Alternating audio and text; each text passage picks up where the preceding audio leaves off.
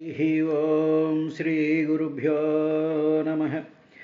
Any గుణములు కర్ణేంద్రియంబులు soca దేహతపంబులు తీరిపోవు, any శుభాకారమిక్షింప కన్నులకు అఖిలార్థలభంబు కలుగుచుండు. Any చరణ సేవలె ప్రొద్దు చేసిన భువనోన్నతత్వంబు పొందగలుగు. ఏనీల సన్నామము ఏ ప్రొద్దు భక్తితో తడివిన బంధ సంతతులు వాయు. అట్టిని యందున చిత్తమనవరతము నచ్చియున్నది నియాననానలేదు. కరుణ జోడు ముఖం సారి కలవిదారి శ్రీయుతాకారమని నీ చిత్తచోర. ధన్యున్లోక మనోభిరాము కుల విద్యారూప తరుణ్య సౌజన్య శ్రీ బలదాన శౌర్య కరుణా సంశోభితున్ నిన్ను ఏ కన్యలు కొరరు. కొరదేమును రమాకాంతాలలామంబు రాజన్యానేకపసింహనా వలననే జన్మించనే మోహముల్.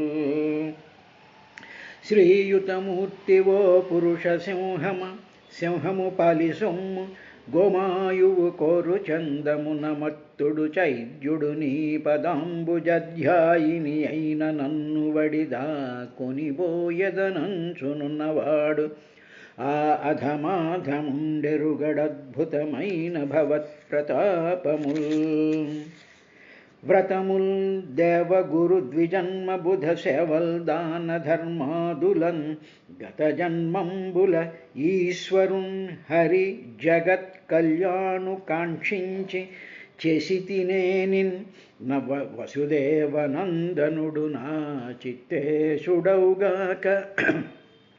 నిర్జితులై పొదురుగాక సంగరములో చేదీశ ముఖ్యాధముల్. అంకిలి చెప్పలేదు చతురంగ బలంబులతోడ నెల్లియో పంకజనాభ. నీవు శిశుపాల జరాసుతులంజయించిన వంకకు వచ్చి రక్షస వివాహమునన్ భవదీయ శౌర్యమే యుకువశేసి కృష్ణ పురుషోత్తమ చెకుని పొమ్ము వచ్చేదన్. ప్రాణేశని మంజు భాషలు వినలేని కర్ణరంధ్రంబుల కలిమియేల. పురుషరత్నమ నీవు భోగింపగాలేని తనులత వలని సౌందర్యమేల. భువన మోహన నిను పొడగానగాలేని చక్షురింద్రియముల సత్వమేల. దయిత నీ అధరామృతం బానగాలేని జౌవకు ఫల రససిద్ధియేల. నిరజాతనయన నీ వనమాలిక గంధమబ్బలేని ఘ్రాణమేల. ధన్యచరిత నీకు దాస్యంబుసేయని జన్మమేలయన్ని జన్మములకు. శ్రీ గురుభ్యో నమ. హరి ఓం. నారద మహర్షి ప్రాచీన బర్హి మహారాజు చెప్తూ కలలో వచ్చేటువంటి కళలు ఎంత అవాస్తవమో అదేవిధంగా ఎక్కువగా ఉండేటువంటి కళ లాంటిది జాగ్రత్తావస్థ. కళలో వచ్చేటువంటివన్నీ కూడా కొన్ని సెకండ్స్లో కళ అయిపోతుంది. కానీ జాగ్రత్తావస్థ అనేటువంటి ఈ స్థితి మాత్రం ఏదో 12 గంటల పాటు ఈ జాగ్రత్తావస్థ అనేటువంటిది ఇది కూడా ఒక కళే. కాబట్టి ఇందులో జరిగేటువంటివి కూడా అవాస్తవాలే ఒకటి. రెండవది ఇవన్నీ కూడా మిథ్యాభూతాలే.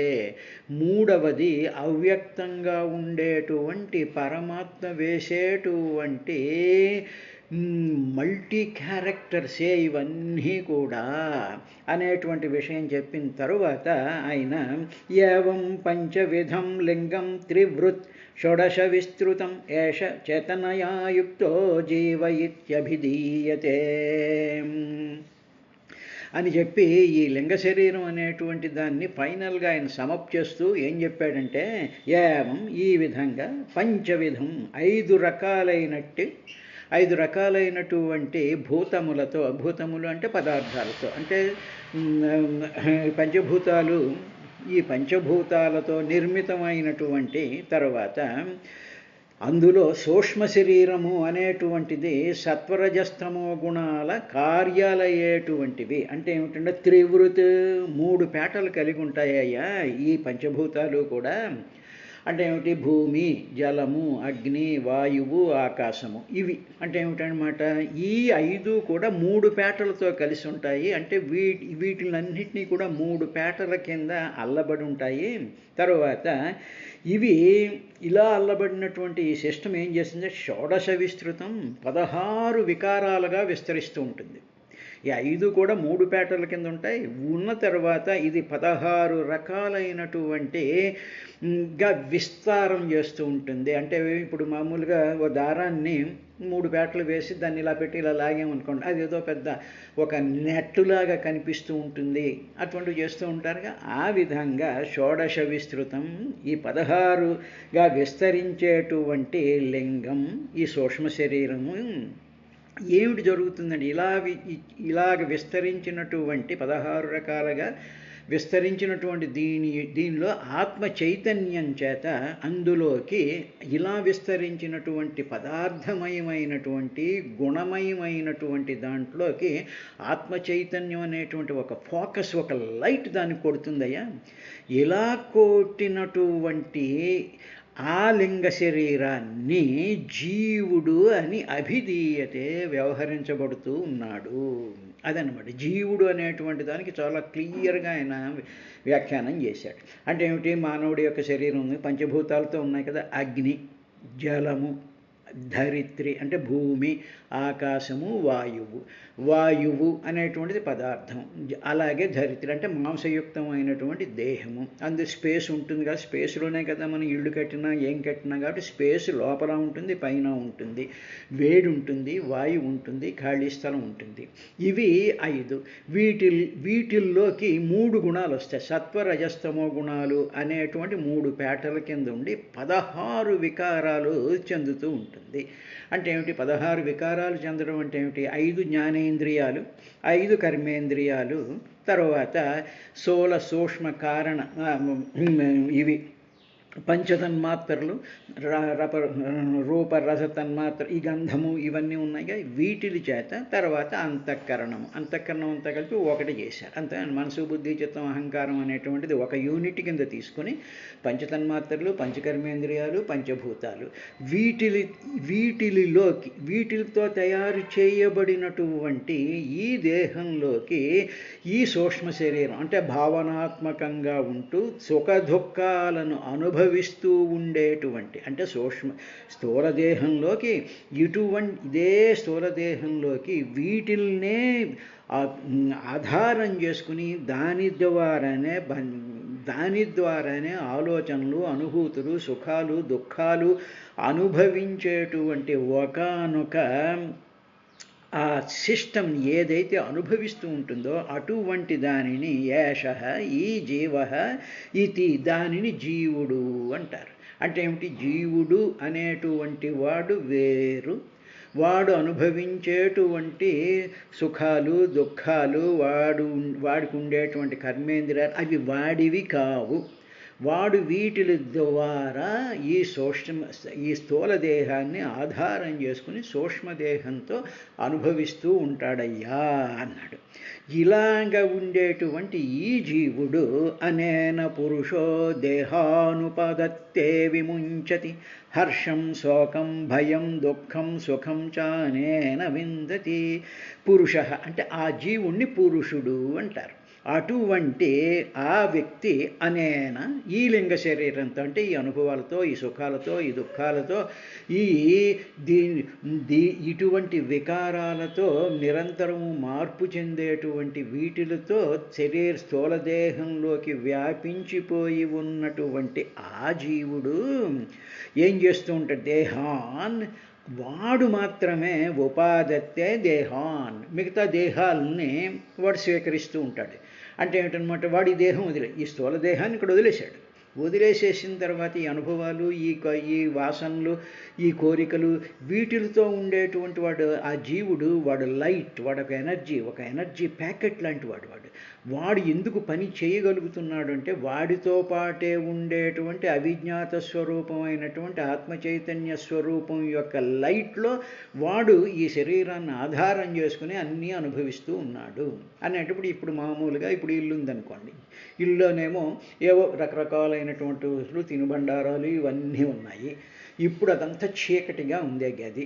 ఇప్పుడు జీవుడు అనేటువంటి వాడు ఉదాహరణకి నేనేం చేస్తాను, చీకటిగా ఉంది, నాకేమీ కనిపించటం లేదు, నేనేం చేస్తాను, వెంటనే ఒక లైట్ వెలుగుతుంది. ఆ వెలిగినటువంటి లైట్ ఆత్మచైతన్య ప్రకాశం. అప్పుడు నాకు ఆ లైటు నా కర్మేంద్రియాల మీద, నా జ్ఞానేంద్రియాల మీద, నా మనసు మీద, వీటి మీద పడి అప్పుడు నాకు ఎదురుగా కనిపిస్తూ ఉండేటువంటి పళ్ళు, పదార్థాలు, ఆహారము వీటిని నేను అనుభవిస్తూ ఉంటాను.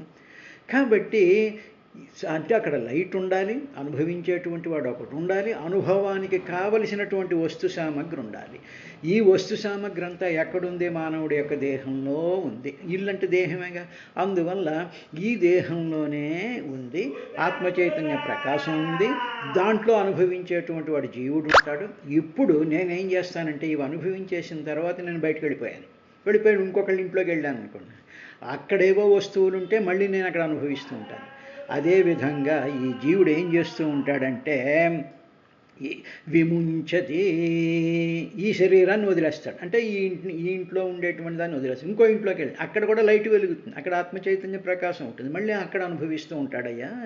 అదేవిధంగా ఈ అనుభవాలన్నీ కూడా ఎవరు అనుభవిస్తున్నాడు అంటే, ఇప్పుడు ఉదాహరణకి మామిడి పండు రసం ఉందనుకోండి, మామిడి పండు రసంలో మనం చేతులు పెట్టామనుకోండి, చేతి పెడితే చేతి వేళ్ళు అనుభవించటం లేదు. ఆ తాగిన తర్వాత అది నాలిక అనుభవిస్తుంది అంటే నాలిక అనుభవించటం లేదు. ఆ నాలిక వేస్తుంది, అది లోపల తోసేసిన తర్వాత ఆ తీపిదనం అంతా కూడా ఈ మనస్వరూపంలో, మనస్సు అనేటువంటి వాడే జీవుడు, వాడు అనుభవిస్తూ ఉంటాడు. ఎంతో తీయగా ఉందని మాట చేత అనిపిస్తాడు. ఈ మాటలో తీపిదనం లేదు, వాడికి అనుభవంలో తీపి ఉంది కాబట్టి మాట ద్వారా ఇది తీయగా ఉంది అంటాడు. కాబట్టి అనుభవించేటువంటి వాడు ఒకడు, అనుభవించడానికి వాడు ఏర్పరచుకున్నటువంటి దేహం ఒకటి. అప్పుడు ఏం చేస్తాడు, ఈ అనుభవాలన్నీ చేసుకున్న తర్వాత ఏం చేస్తాడంటే ఉపాదద్దేహాన్ ఉపాదత్తే విముంచతి, ఇలా అనుభవించేసి కొంతకాలం అనుభవించేసి వాడు ఆయుష్ ఉన్నంత వరకు అనుభవించేసి స్థూల దేహాన్ని ఉపాదత్తే వేరే దేహంలోకి వెళ్ళిపోతాడు. అంటే ఇందాక చెప్పినట్టు ఈ ఇంట్లో అనుభవించి మరి నెక్స్ట్ ఇంట్లోకి వెళ్ళి అక్కడ పదార్థాలు తినేస్తూ ఉంటాను అన్నమాట. అలాగా చేస్తూ పోనీ బాగానే ఉంది, చేస్తున్నాడు కదా అంటే వాడు ఇంకా ఏమనుభవిస్తున్నాడంటే అనేన ఈ లింగదేహంతోనే వాడు హర్షం, శోకం, భయం, దుఃఖం విందతి, అవన్నీ అనుభవిస్తున్నాడు. అంటే ఏమిటి? హర్షం వచ్చేస్తోంది, శోకం వచ్చేస్తోంది, భయం వచ్చేస్తోంది, దుఃఖం వచ్చేస్తోంది, సుఖం వచ్చేస్తోంది. ఈ ఇంట్లో ఉన్నప్పుడు ఏం చేస్తున్నాడంటే ఈ పండు తిన్న ఇది చేదుగా ఉంది అని అక్కడ ఏదో దెబ్బ తగిలి, అబ్బా నాకు ఇక్కడ దెబ్బ తగిలింది అని దుఃఖం అనిపిస్తున్నాడు. అబ్బా ఇది తింటే ఆనందం ఉంది అనిపిస్తున్నాడు. అక్కడ చీకటిగా ఉంటే భయం అనుభవిస్తున్నాడు. ఇదే విషయం ఇంకో దేహంలోకి వెళ్ళినా ఇదే కదా ప్రాబ్లం వాడికి. కాబట్టి ఈ జీవుడు అనుభవిస్తూ ఉన్నాడు. ఇలా అనుభవించడానికి కావలసినటువంటి ఒక దేహాన్ని సెలెక్ట్ చేసుకుంటున్నాడు. సెలెక్ట్ చేసుకుంటూ అక్కడ కూడా ఇదే టాపిక్, ఇదే గొడవ, ఇదే విధమైనటువంటిగా ఉంటూ ఉంటాడయ్యా. కాబట్టి ఇప్పుడు ఇదే సమస్యకు కారణం ఏమిటంటే నా దేహం నాది అనుకోవడం, దానికి దేహాన్ని పొందడం, దాంట్లో సుఖదుఖాలను అనుభవిస్తూ ఉండడం అనేటువంటి ఈ సైక్లిక్గా ఉండేటువంటి ఈ ట్రావెల్ ఉందే, దీనిని జీవితం అనుకుంటూ ఉంటాడయ్యా. అనుకుంటూ ఉండేటువంటి ఈ జీవుడు ఇంకా ఏ విధంగా చెప్తాడంటే, ఆయన చక్కనటువంటి ఎగ్జాంపుల్ నారద మహర్షి ప్రాచీన బర్హికి చెప్తూ, యథా తృణజలూకేయం నాపయాత్యపతాయ చ నత్యజేన్మ్రియమాణోపి ప్రాగ్దేహమభిమతంజనః యావదన్యం న విందేత వ్యవధానేన కర్మణా మన ఏవ మనుష్యేంద్రభూతానాం భవభావనం అని చెప్పి 76-77 శ్లోకాల్లో చెప్తూ, ఓ నరపతి, ఓ రాజా, ప్రాచీన బర్హి, ఉదాహరణకి ఒక జలగ లాంటి పురుగు ఒకటి ఉంటుంది. అది ఏం చేస్తుంది అంటే ఒక గడ్డిపోచ మీద ఉంటుంది. అది గడ్డిపోచ మీద ఉండి ఏం చేస్తుంది, నెమ్మదిగా పాకుతూ ఇంకొక గడ్డిపోచను పట్టుకుని దాని మీదకి ఇది వెళ్ళిన తర్వాత అంతవరకు ఉండేటువంటి ఆ గడ్డిపోచను వదిలేస్తుంది. అది వదిలేసి అంటే ఏమిటి, ముందుగా ఒక గడ్డిపోచ ఉంది, ఇదేమో వేరే గడ్డిపోచ మీద ఉంది. ఇప్పుడు ఈ గడ్డిపోచ మీద నుంచి ఇది పాకుతూ వెళ్ళి ఆ రెండో ఎదురుగా ఉండేటువంటి గడ్డిపోచని పట్టుకుని నెమ్మదిగా కాళ్ళను తీసుకుంటూ వెళ్ళి ఆ రెండో గడ్డిపోచ మీదకి వెళ్ళి ఈ గడ్డిపోచను వదిలేస్తుంది. ఇక్కడ ఎవరంటే జీవుడు ఏం చేస్తూ ఉంటాడంటే, అదేవిధంగా ఇప్పుడు మొదటి గడ్డిపోచ మీద ఉండేటువంటి జీవుడు ఆ గడ్డిపోచని తన దేహం అనుకుంటాడయ్యా. దేహం అనుకుని దాని మీద పాకుతూ ఉంటాడు. అంటే దాంట్లో ఉండేటువంటి సుఖదుఖాలు అనుభవాలు ఇవన్నీ చేస్తూ ఉంటాడు. ఇలా చేయడం వల్ల వాడికి ఏమైపోతుంది అంటే, ఈ దేహం మొదటి దేహంతో వాడు అనుభవిస్తూ ఉండేటువంటి ఆ ఫలాలన్నీ కూడా ప్రారబ్ధ కర్మ రూపాల్లోకి మారిపోయి వాడికి ఇండికేషన్ ఇస్తూ ఉంటాయి. ఇగో నెక్స్ట్ దేహం రెడీగా ఉంది, దాన్ని పట్టుకో అని. అప్పుడు వీడు నెమ్మదిగా ఆ ప్రారబ్ధ కర్మ వశాత్తు ఆ ఎదురుగా ఉండేటువంటి ఆ కొత్త గడ్డిపోచ మీదకి వీడు వెళ్తాడు. వెళ్ళి అప్పుడు ఆ దేహాన్ని పొందేంత వరకు కూడా వీడు దీని మీదే పాకుతూ మరణ పర్యంతం కూడా ఈ పాత గడ్డిపోచ నాదే అనుకుంటూ ఉంటూ అప్పుడు ఏం చేస్తాడనే దేహాన్ని వదిలేస్తాడు. వదిలేసిన తర్వాత వీడెవడు, ఈ పాకేటువంటి పురుగెవడు, జీవుడు అనమాట. మొదటి గడ్డిపోచ ఏమిటి, మొదటి దేహం. ఈ రెండో దేహం ఆల్రెడీ తయారైపోయి ఉంది అక్కడ వాడికి. అంటే ఏమిటనమాట, వీడి అనుభవాలు, వీడి వ్యాసనలు, వీటిలో అన్నీ ఆల్రెడీ చిన్నప్పటి నుంచి ఇవన్నీ అలాగ మనసులో పేరుకుపోతూ ఉంటాయిగా, ఆ కోరికలు, ఇవి, ఆ సుఖాలు, ఆ దుఃఖాలు, ఇవన్నీ వాటితో కొత్త దేహం రెడీగా అక్కడ ఉంది. ఇప్పుడు నెమ్మదిగా దాన్ని పట్టుకుంటాడు. పట్టుకునేటప్పటికి దీన్ని నెమ్మదిగా వదలాలి. ఇది మరణ సమయంలో పట్టుకుంటాడు. ఇంకా మరణ సమయం ఉన్నప్పుడు కూడా ఇంకా అయ్యో నేను దాంట్లో ఎంత బాగా ఉన్నానో, నాకు ఈ కొత్త దేహంలో ఇవన్నీ దొరుకుతాయో దొరకవో అని చెప్పి వాడు మనసంతా కూడా ఈ పాత గడ్డిపోచ మీద ఈ జలగలాంటి ఈ పురుగు ఎలా ఉంటుందో వీడు అలాగా ఆ మనసుతో ఆ నెక్స్ట్ గడ్డిపోచ మీదకి నెమ్మదిగా దేహం వదిలేంత వరకు దాని మీదే పాకుతూ అప్పుడు ఆ దేహాన్ని వదిలి నెక్స్ట్ దేహంలోకి వెళ్తాడయ్యా అని ఆయన ఆ ఎగ్జాంపుల్ చెప్పాడు. అంటే ఏమిటన్నమాట, ఎవడైనా ఒక మనిషి మరణానికి సిద్ధంగా ఉండి డెత్ బెడ్ మీద ఉన్నాడు అనుకోండి, అనేటప్పటికీ వాడికి ఆల్రెడీ వాడు ప్రారబ్ధ కర్మ చేసుకుని ఉన్నాడుగా. ప్రారబ్ధ కర్మ రెడీగా ఇంకో దేహంకి రెడీగా ఉంది అక్కడ.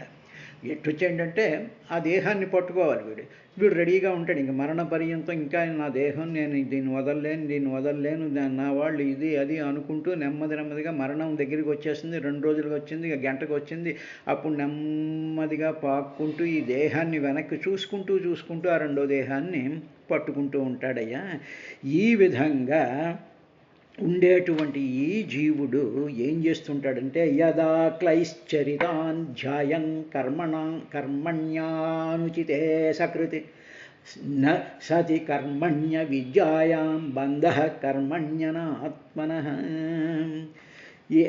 ఏ కాలం అందైతే అజ్ఞాని అయినటువంటి ఈ వ్యక్తి ఈ పనంతా చేస్తూ ఉండేటువంటి ఈ జీవుడు ఉన్నాడే, వీడు అజ్ఞానం చేత తన అసలైనటువంటి స్వరూపం ఏమిటో వాడికి తెలియటం లేదు. తాను ఎవరో తనకి తెలియటం లేదు. తాను దేహం అనుకుని ఈ దేహంతో ఉండేటువంటి ఆ సుఖదుఖాలన్నీ తనవి నావి అనుకుంటూ ఉండి వీటిలన్నిటినీ కూడా, తన దేహాన్ని, తన మనసుని, తన సుఖదుఖాల్ని, వీటిలన్నిటినీ కూడా చూపిస్తూ ఉండేటువంటి ఆ లైట్ని తాను మాత్రం పట్టుకోలేకపోతూ ఉన్నాడు. ఆ కర్మఫలాల్ని భోగిస్తూ ఉంటాడు ఈ జన్మలో వాడు. అంటే తను భోగించేటువంటి తాను నిజం అనుకుంటున్నాడు. ఆ కర్మలు, ఆ ఫలాలు, ఆ సుఖదుఖాలు తనవే అనుకుంటున్నాడు. ఆ సుఖం తనదనుకుంటున్నాడు, ఆ దుఃఖం తనదనుకుంటున్నాడు, ఆ దేహం తనదనుకుంటూ ఉన్నాడు. ఇలాగా అనుకున్నాడు, బాగానే ఉంది. ఒక సుఖం వచ్చింది, వదిలేస్తాడా? పోనీ ఈ సుఖం వచ్చిందయా, అయిపోయింది, ఇంకా ఇంకా అక్కర్లేదు నాకు ఉంటాడు. కొత్త సుఖం కోసం బయలుదేరతాడు. ఒక దుఃఖం వచ్చిందనుకో, ఈ దుఃఖం అమ్మయ్య ఈ దుఃఖం వదిలిపోతే బాగుంది అనుకుంటాడు, మళ్ళీ ఇంకో దుఃఖం తెచ్చుకుంటున్నాడు. 24 గంటలు తన సుఖం తన దుఃఖం, తన సుఖం తన దుఃఖం, తన రోగం తన ఆరోగ్యం, తన బీపీ, తన షుగరు, తన పళ్ళు నొప్పులు, తన ఒళ్ళు నొప్పులు తనవి. ఆ తర్వాత పోనీ ఒకటి వదిలించుకునేటప్పటికి రెండోది తయారైపోతూ ఉన్నాడు. ఈ విధంగా ఏం చేస్తున్నాడంటే వీడు కర్మలు చేసేస్తూ ఉంటాడయ్యా. ఈ విధంగా కర్మ పరంపరలు కర్మణ్య విద్యాయా ఇలా చేస్తూ ఉంటే అసకృత్ బంధ, ఈ విధంగా కంటిన్యూస్గా రిపీటెడ్గా ఈ కర్మలు చేస్తూ మనిషి చేస్తూ ఉంటాడు, కర్మలు అనుభవిస్తూ ఉంటాడు, మళ్ళీ కొత్త కర్మలు చేస్తూ ఉంటాడు, మళ్ళీ కొత్త కర్మలు అనుభవిస్తూ ఉంటాడు. ఈ విధంగా సంసారంలో వీడు కర్మణ్యాత్మనః బంధ, ఆత్మనః తనని తాను బంధించుకుంటున్నాడు. దేంతో బంధించుకుంటున్నాడు? తను చేసేటువంటి కర్మలు ఎందుకు చేస్తున్నాడు? నేను సుఖం అనుభవించాలి అని చేస్తున్నాడు. సుఖం అనుభవించేటువంటి వాడు నువ్వు కాదురా బాబు, జీవుడు రా బాబు, ఆ లోపల ఉండేటువంటి వాడు. వాడు ఏం చేస్తున్నాడు? దేహాన్ని ఆధారం చేసేసుకుని నేను పరమాత్మ చైతన్య స్వరూపుడైనటువంటి వాడిని, నేను పరమాత్మను, నేను జ్ఞానస్వరూపుణ్ణి, నేను నిత్యమైనటువంటి వాడిని, శుద్ధమైనటువంటి వాడిని, బుద్ధమైనటువంటి వాడిని, ముక్తమైనటువంటి వాడిని, నేను సత్యాన్ని, నేను జ్ఞానాన్ని, నేను ఈ శరీరం అనేటువంటిది ప్రారబ్ధ కర్మ వల్ల నాకు ఈ శరీరం అనేటువంటి ఒక ఉపాధి లభించింది అని చెప్పి తాను తన హృదయంలో ఉండేటువంటి పరమాత్మ యొక్క వెలుగులో నుంచి బయటకు వచ్చినటువంటి ఒక వెలుగు రవ్వను అని ఆ వెలుగులోకి తాను మళ్ళీ వెళ్ళాలి అనేటువంటి భావాన్ని మర్చిపోయి ఈ శరీరం, ఈ బాధలు, ఈ సుఖాలు అన్నీ నావి అనుకుంటూ దాని చేత నిరంతరము కూడా బంధింపబడుతూ ఉంటాడయ్యా అన్న తర్వాత స్వామి బాగానే చెప్తున్నారండి ఇవంతా.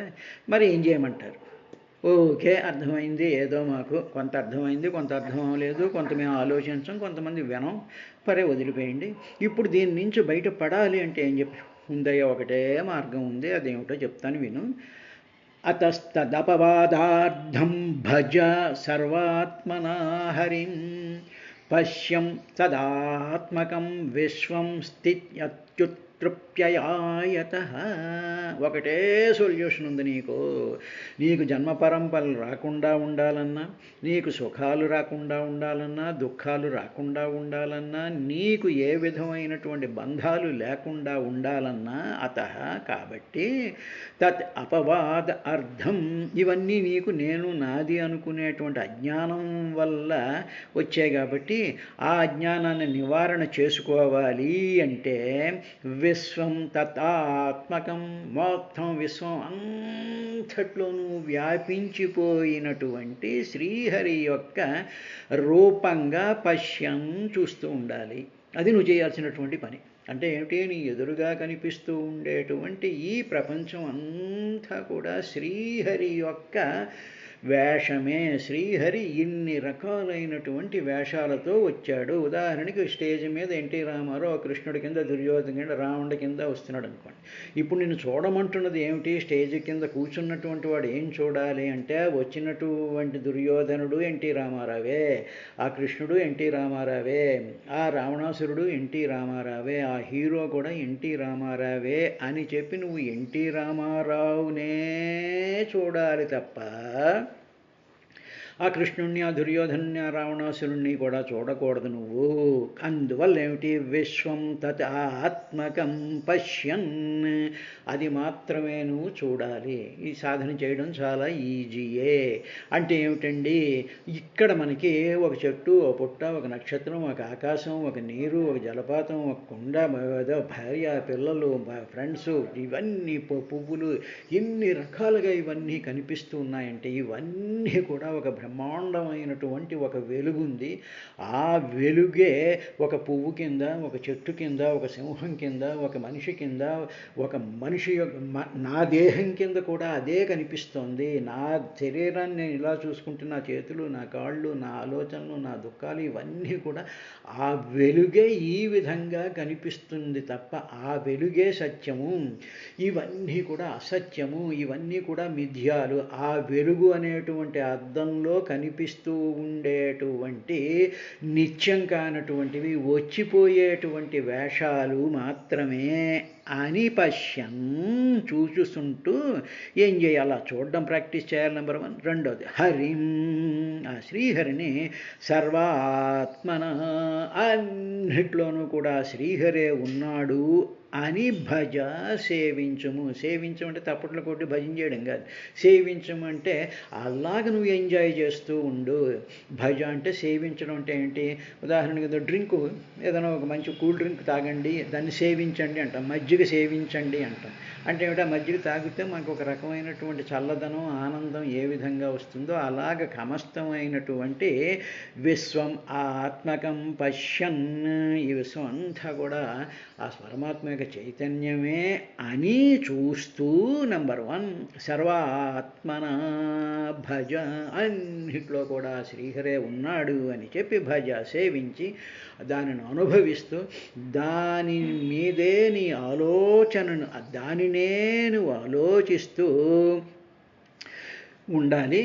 అలా ఉండేటువంటి సందర్భంలో స్థితి ఉత్పత్తి అప్యయా, ఆ వెలుగులో నుంచే అది ఇలా చెట్టు వస్తుంది, ఆ వెలుగులో నుంచే నక్షత్రాలు వచ్చాయి, ఆ వెలుగులో నుంచే ఏనుగు వస్తుంది, ఆ వెలుగులో నుంచే పుళ్ళు వస్తున్నాయి. ఆ మహత్తరమైనటువంటి వెలుగులోనే ఈ జనులందరూ కూడా ఇలా కనిపిస్తూ ఉన్నారు. ఆ వెలుగులోనే ఈ భవనాలు, ఇవన్నీ కూడా మన కంటికి కనిపిస్తున్నాయి అని చెప్పి వస్తున్నాయి, నిలబడుతున్నాయి, అవన్నీ మళ్ళీ పోతున్నాయి అనేటువంటి భావనతో ఎందుగలడందు లేడని సందేహము వలదు చక్రి సర్వోపగతుండు ఎందెందు వెదకి చూచిన అందందే గలడు దానవగ్రణి వింటే అనేటువంటిదే సాధన, ఇదే సమస్య, ప్రాబ్లమ్స్కి కూడా సొల్యూషన్ అన్నాడు. రేపటి కార్యక్రమంలో ఏం చెప్పాడు అనేటువంటి విశేషం చూద్దాం.